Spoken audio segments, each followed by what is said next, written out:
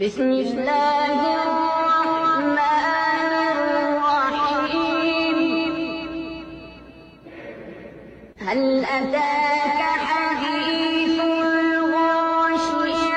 وجوه يومئذ خاشعة عاملة ناصبة تصلى نارا حامية تسقى من عين آنية